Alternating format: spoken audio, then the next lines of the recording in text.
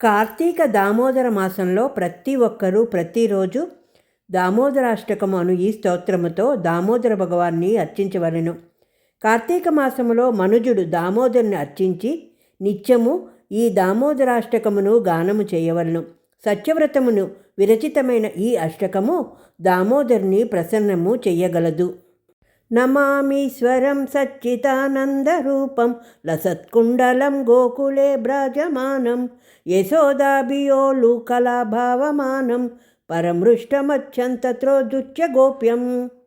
సచ్చిదానంద రూపము కలవాడు, ముందుకు వెనుకకు ఊగుచున్నట్టి మీనాకృతి కలిగిన కర్ణకుండములను తార్చినవాడు, దివ్య గోకులములో రమ్యముగా శోభించుచున్నవాడు, తల్లి యశోదకు భయపడి కొయ్యరోలు పైన నుండి దుమికి వేగముగా పారిపోయిన, అంతకంటే వేగముగా పరిగెత్తిన ఆమెకు పట్టుబడిన దేవదేవుడైన దామోదరునికి నా వందనములు.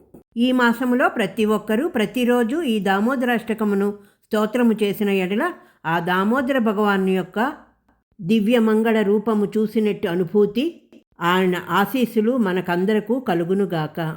ఓం దామోదరాయ నమః.